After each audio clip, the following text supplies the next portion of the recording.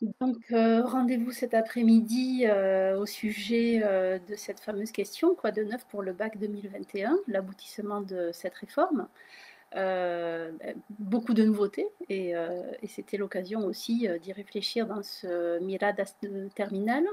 Alors, on va se concentrer sur une activité en particulier, l'expression orale, euh, dans diverses activités, divers aspects de l'enseignement et de la préparation donc à l'épreuve. Donc, pour cette intervention, nous avons titré de nouvelles approches pédagogiques dans le manuel Miradas de terminale pour une nouvelle épreuve, donc cette fameuse épreuve de- du nouveau bac. Alors, avant de commencer, je me présente. Je suis Khadija Méziane et j'enseigne l'espagnol au lycée Montaigne à Bordeaux. J'ai participé à l'écriture du Miradas de première et du Miradas de terminale, donc. Et donc, pour ce manuel, je me suis occupée avec Héloïse Daubert de l'axe innovation scientifique et responsabilité. Et donc, ma séquence, c'est la séquence 12. Donc, je vous invite à aller regarder. Alors, vous avez eu des documents annexes qui ont été joints à l'invitation. Donc la séquence 12 se trouve donc dans ces documents annexes. Et si vous avez déjà reçu peut-être le manuel papier, voilà, vous pouvez aller donc à la page 176. Vous avez la double page d'ouverture de la séquence. Donc, voilà. Et donc les pages qui vont nous intéresser sont les pages entre la page 176 et 189. Voilà.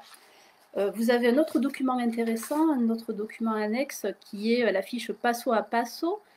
J'y consacrerai peut-être une petite minute parce que c'est aussi une démarche intéressante, même si elle n'est pas directement liée à l'expression en tant que telle. Mais voilà, j'essaierai de trouver une petite minute pour en parler. Alors, donc je vais présenter tout d'abord cette première partie consacrée à l'expression orale et je vous demanderai ensuite de rester pour assister à la présentation de ma collègue Agnès Sellos pour la compréhension de l'oral.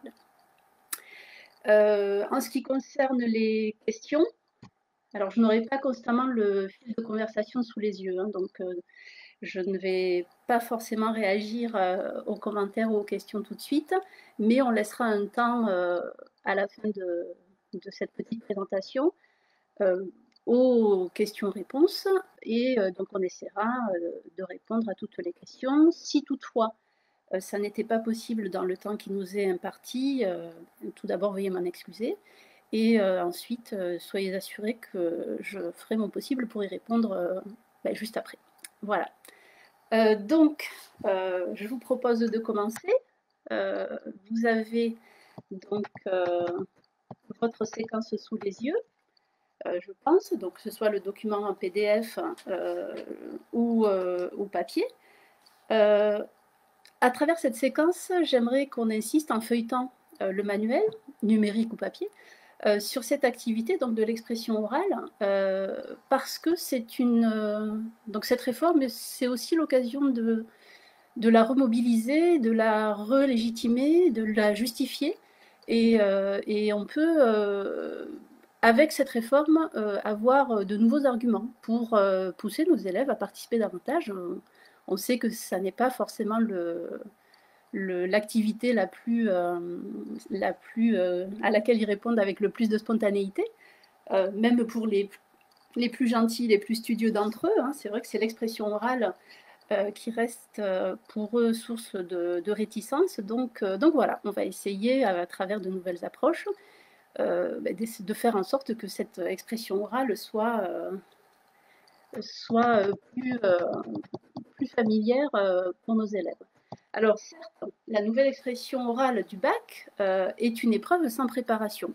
C'est vrai, on arrive le jour du bac, alors c'est assez surprenant, hein, nous tous, nous toutes, lorsque nous avons découvert cette modalité de l'épreuve du nouveau bac, nous nous sommes mis et mises à la place de l'élève en nous disant, bon, ok, on réagit comme ça spontanément à des documents, c'est pas évident pour nous, hein, donc imaginons ce que ça peut représenter pour un élève de terminale LV1 ou LV2. Donc tout d'abord, beaucoup de bienveillance envers nos élèves, dans la mesure où même pour nous, ça semble pas du tout évident. Et donc, comment les préparer? Donc pas de temps de préparation, c'est vrai, le jour de l'épreuve, mais des années de préparation, en fait, tout au long des années d'enseignement de LV1, de LV2 espagnol. Puisque normalement, on met tous l'accent au maximum sur cette activité, l'expression orale, dans nos cours, à tous les cours. Et donc, ils ont largement l'occasion de se préparer à cette épreuve. Voilà. Je vous propose de procéder en 3 étapes. Je vais d'abord vous parler de la façon dont j'ai élaboré ma séquence, pour revenir un petit peu, en feuilletant la séquence sur la place de l'expression orale dans cette séquence. J'aborderai ensuite, plus précisément la double page d'ouverture et on verra, les spécificités de Miradas Terminal en ce qui concerne cette partie-là. Et enfin, j'essaierai, dans un troisième temps, de montrer que, l'oral est présent du début à la fin, avec un objectif et avec un intérêt, avec une légitimité qui est présente à chaque fois, que ce soit pour l'instant présent ou que ce soit pour des échéances à court terme, à moyen terme, à long terme. Voilà. Donc, je vous propose tout d'abord de répondre à cette question, comment j'ai élaboré ma séquence. Alors d'abord, on a eu le choix des axes. Et l'année dernière, j'avais déjà choisi de travailler sur citoyenneté et monde virtuel. Et cette année, vous voyez un petit peu la proximité entre les deux axes. J'ai voulu travailler sur innovation scientifique et responsabilité parce que je trouve que ce sont des axes défis un petit peu pour nous, professeurs d'espagnol, qui souvent, pas toujours, hein, souvent venons de filières littéraires et qui aimons, et c'est tout à fait normal, nous concentrer sur des sujets peut-être un petit peu plus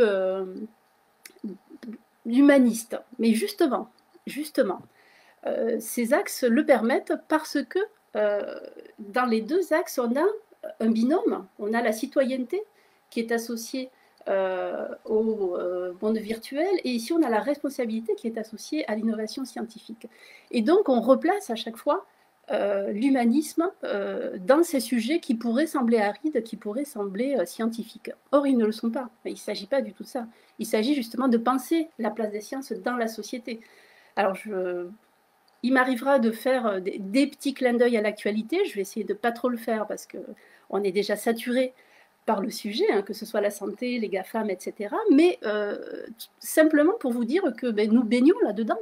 Et donc, penser ces sujets en cours d'espagnol, ça se justifie doublement. Ça se justifie parce que nos élèves sont nés et ont grandi dans ce monde. Et il faut qu'ils soient capables de le penser et d'en parler aussi en espagnol, en terminale. C'est ambitieux, mais c'est envisageable. Et étant donné qu'ils sont ancrés dans ce monde-là, c'est quelque chose qui leur est familier. Donc, ils n'ont pas à faire d'efforts de sympathie, d'imagination. Il n'y a pas de distance entre le sujet et eux. Et ça, c'est quelque chose qui finalement facilite la prise de parole, puisqu'il s'agit de ça, hein, il s'agit de prise de parole. Donc voilà, ces deux axes que j'ai traités en première et en terminale pour Miradas, parce qu'il me semblait intéressant de les aborder. Alors d'une part parce qu'ils ne s'inscrivaient pas forcément dans la continuité des notions, on a trouvé beaucoup de continuité, hein. Même là on pourrait parler d'idées de progrès, pourquoi pas, mais c'est beaucoup plus cadré, et mais on est obligé de parler quand même un petit peu de science, pas pour faire des sciences, hein, mais on est quand même obligé de s'intéresser à des sujets vraiment scientifiques. Voilà. Donc dans cette séquence, vous voyez que, alors la page d'ouverture, j'y reviens tout à l'heure, hein, mais voilà, on a déjà ici un visuel qui nous annonce une manifestation scientifique, Navidades Canarias, Científicas en Canarias, pardon. Donc on a des sciences qui sont associées à la fête. Ici, une double page, alors avec des documents qui, vous le voyez, sont d'une part qui attirent l'attention, qui peuvent donner lieu à beaucoup de réactions, et c'est le but. Et par ailleurs, un document, alors avec un degré de difficulté évidemment totalement différent, mais les pages s'équilibrent de cette façon, hein, avec un contenu qui aborde ici le sujet des post-vérités. Alors on a parlé des fake news, etc. Et donc là, ces post-vérités sont traitées ici par quelqu'un qui est un scientifique, mais qui a une approche philosophique. Et donc cette double approche est totalement dans la ligne de cet axe, hein, innovation scientifique et responsabilité.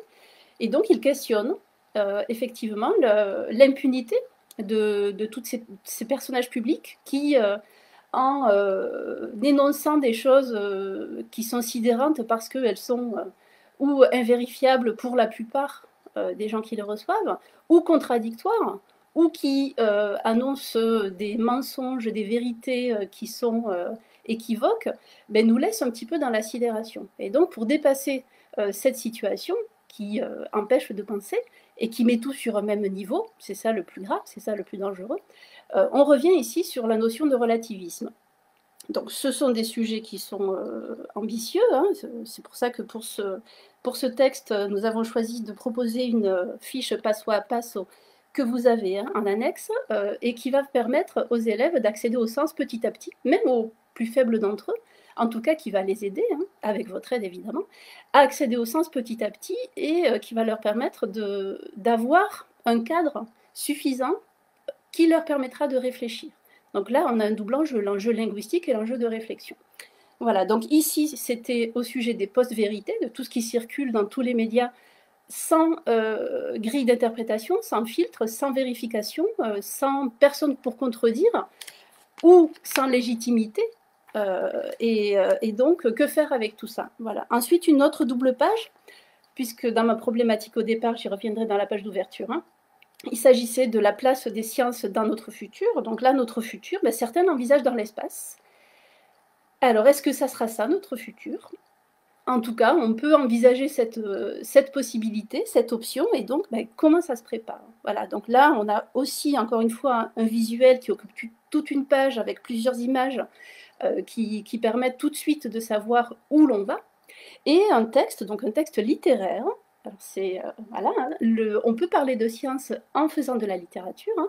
Donc un texte littéraire ici qui décrit un monde que certains pourraient qualifier de dystopique. Donc nous sommes dans le futur. Et donc nous sommes à une époque où l'être humain s'est un petit peu diversifié dans son essence, si je puis dire, puisqu'il y a des êtres humains qui sont nanotechnologiques, des êtres humains qui sont des softwares, des êtres humains qui sont à moitié des robots, et il y a quand même des êtres humains qui restent des êtres humains comme vous et moi. Voilà, et donc cette réflexion sur l'accès à l'éternité de l'humanité, un rêve, mais qui est peut-être un cauchemar finalement, permet de réfléchir à ça, à quel futur on veut, et est-ce que résoudre nos angoisses, ça veut dire nous rendre heureux. Voilà. Est-ce que si la mort est angoissante, est-ce que l'absence de la mort n'est pas autant ou plus angoissante finalement? Donc voilà pour cette double page, et donc ensuite, vous avez la Lupa Lingua qui reprend des passages des documents pour les travailler d'un point de vue linguistique. Ici, une demi-page pour faire le point sur le lexique, hein, avec une petite carte mentale et des activités. Et ensuite, on arrive au dossier bac, que j'aborderai un petit peu plus précisément tout à l'heure, où vous avez donc une grande thématique au sujet de la santé. Alors évidemment, quand on parle de santé et de science et de responsabilité, on ne peut que penser à l'actualité. Je vous assure que ce n'est pas fait exprès. Hein. Tout ceci a été fait l'automne dernier, bien avant qu'on ait l'actualité tragique qui est la nôtre actuellement. Voilà. Mais en tout cas, on peut envisager que nos terminales qui vont arriver l'année prochaine, avec ce recul, avec ce confinement, avec cette pandémie, auront beaucoup de choses à dire. Et ça sera aussi peut-être une thérapie collective hein, pour nous et pour eux, de pouvoir parler de ce sujet avec des supports qui le permettent. Donc voilà. Alors je reviens maintenant à ma page d'ouverture et je vous propose donc maintenant de voir. Excusez-moi. Hop, voilà. Je déroule un petit peu, je vous demande juste un instant.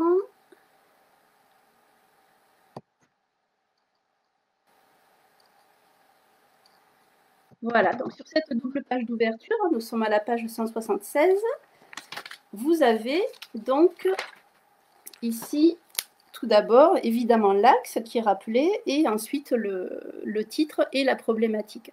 Alors cette double page, finalement, sert de schéma. Si vous avez déjà travaillé avec le Miradas de première, vous y retrouvez un petit peu. Alors là, on a une double page, donc c'est un petit peu plus confortable, on a plus de place pour le visuel, on a plus de place aussi pour l'ouverture en tant que telle, mais parce que aussi, cette page d'ouverture fait écho à cette épreuve dont il est question aujourd'hui, c'est l'épreuve d'expression orale.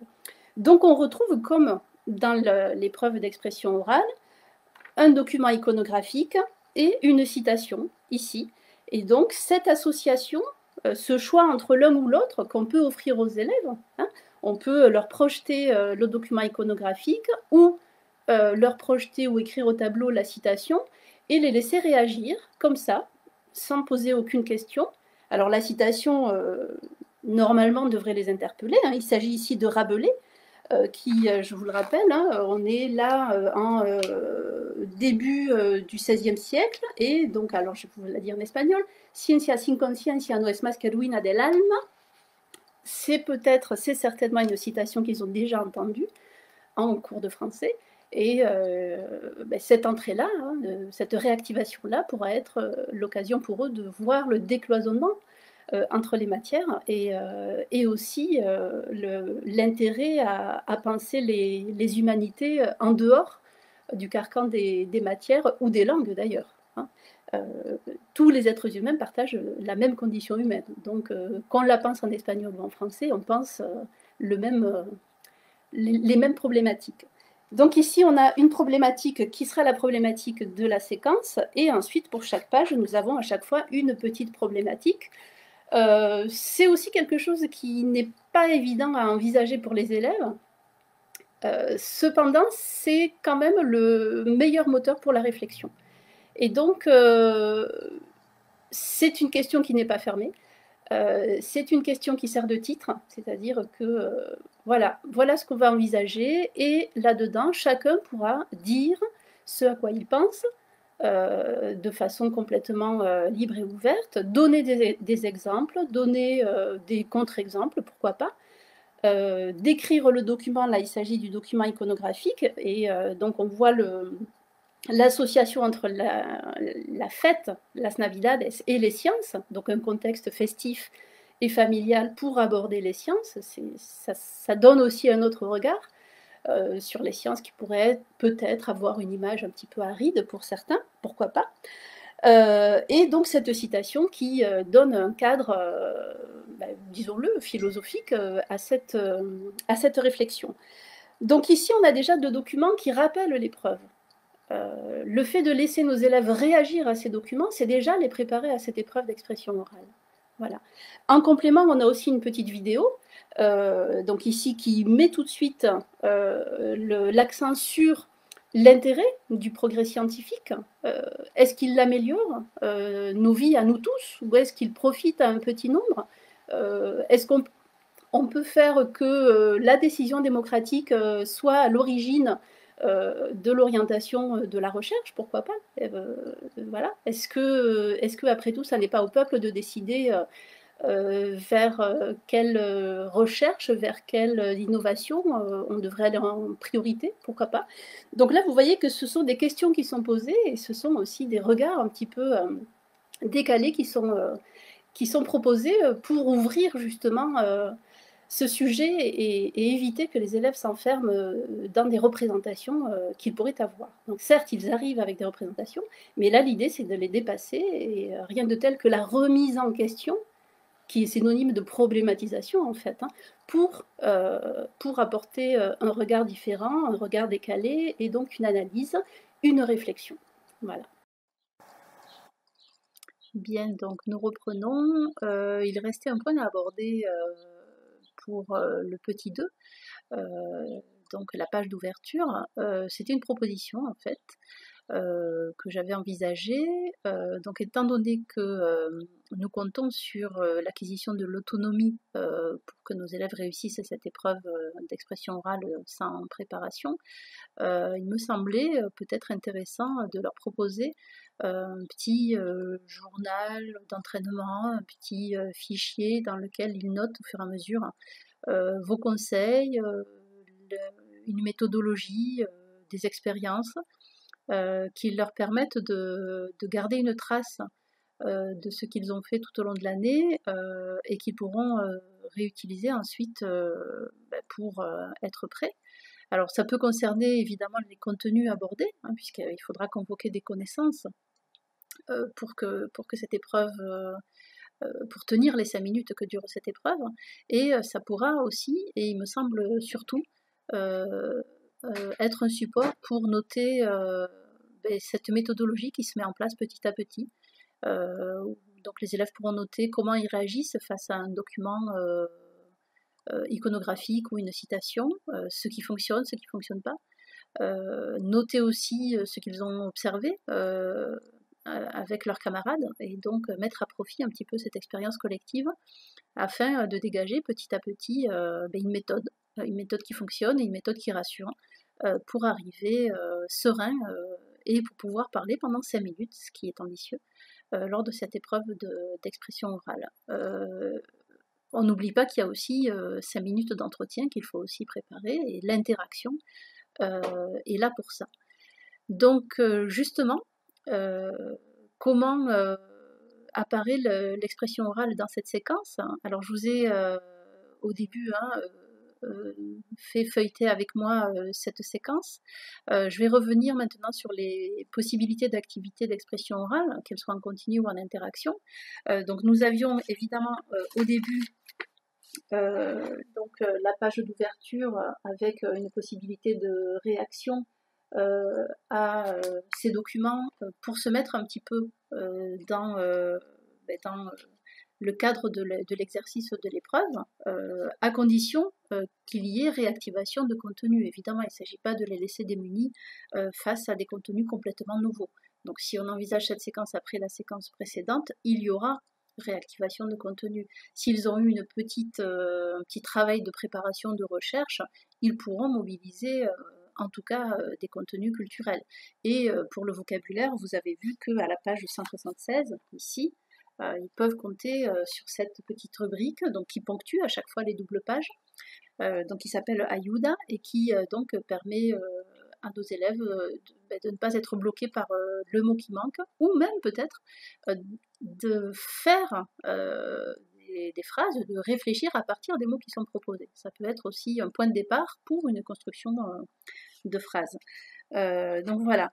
Ensuite, pour la double page ici, qui concernait les rumeurs, les fake news, les post-vérités, tout ce qui sature un petit peu notre espace médiatique, vous avez à la suite de la partie ici en bas, de la partie compréhension, expression, vous avez donc une rubrique qui s'appelle Masaya, donc qui permet, comme son nom l'indique, d'aller un petit peu plus loin, et donc alors dans un contexte qui sera choisi en fonction du profil des élèves, en fonction de leur degré de maîtrise de la langue et d'autonomie, ce sera une activité qu'on pourra envisager en classe, seul, en binôme, à la maison, etc.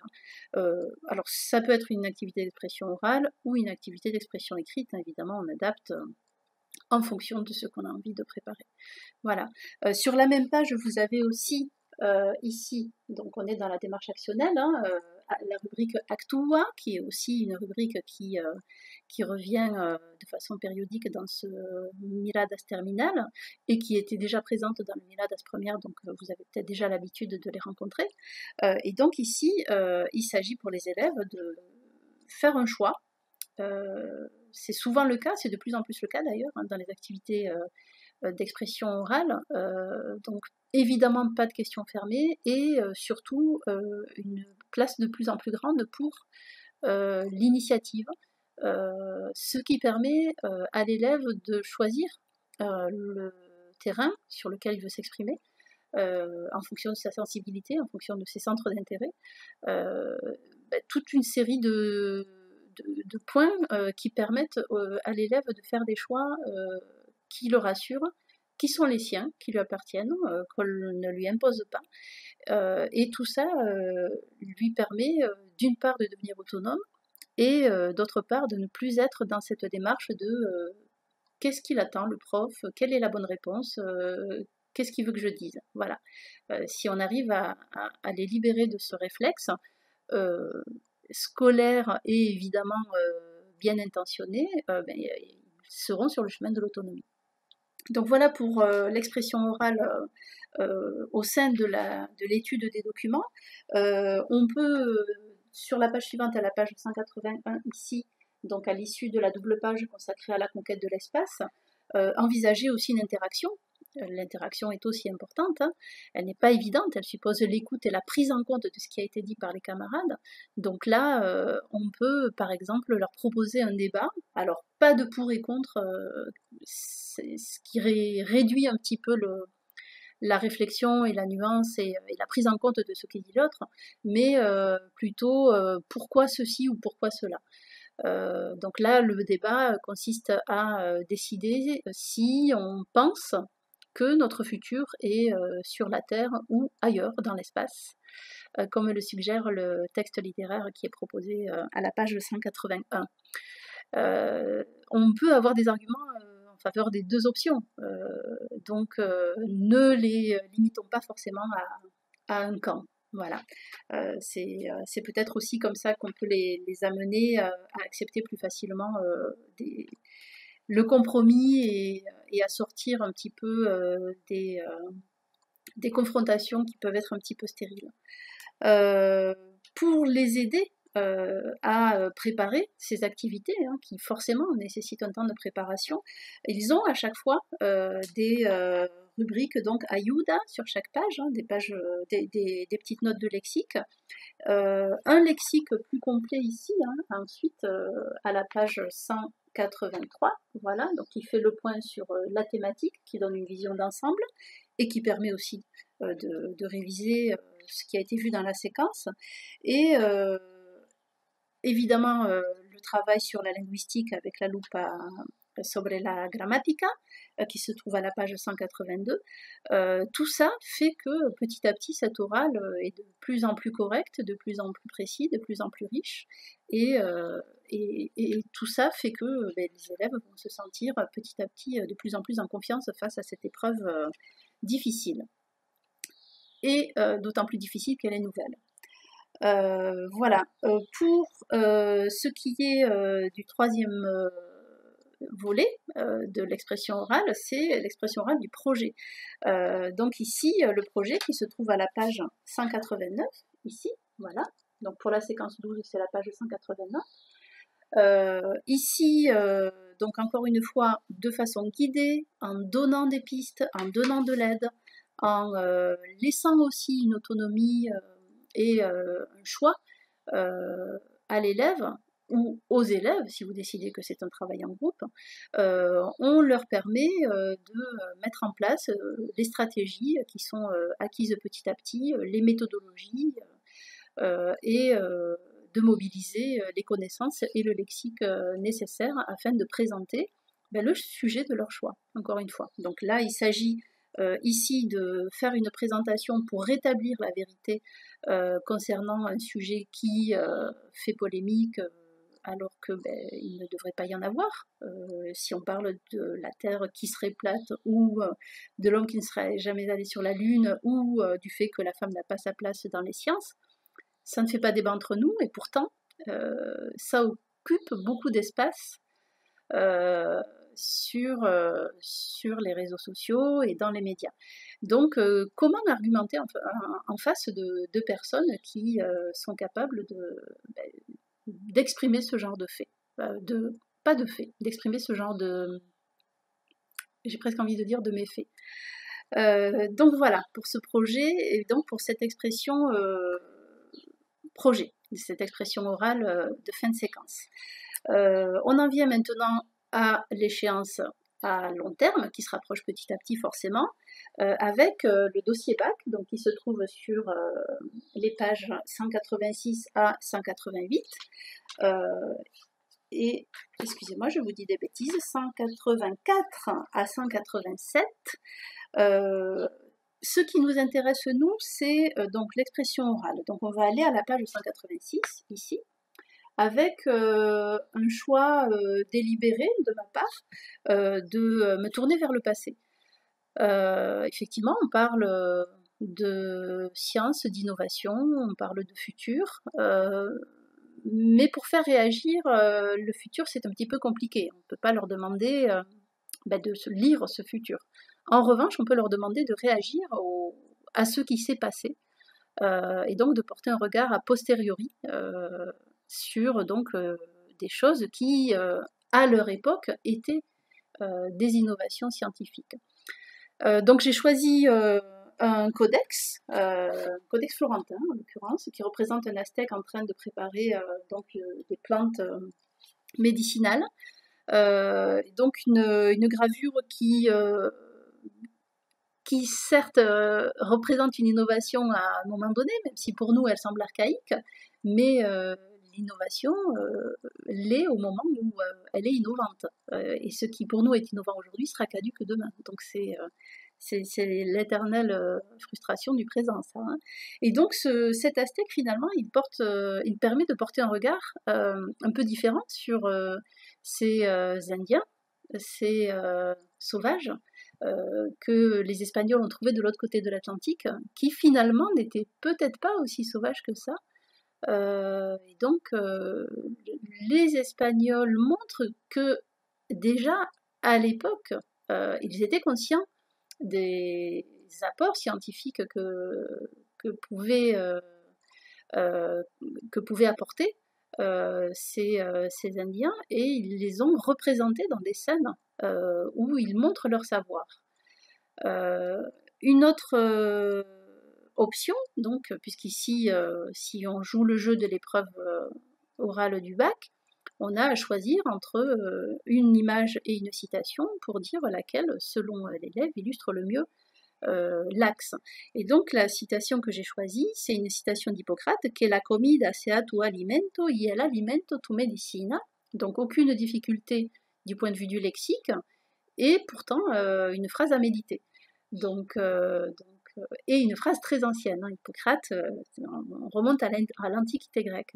Donc deux choses, deux faits, une phrase et une représentation qui montrent l'être humain qui maîtrise un petit peu plus le monde autour de lui pour accéder à une vie meilleure, à travers la santé ici.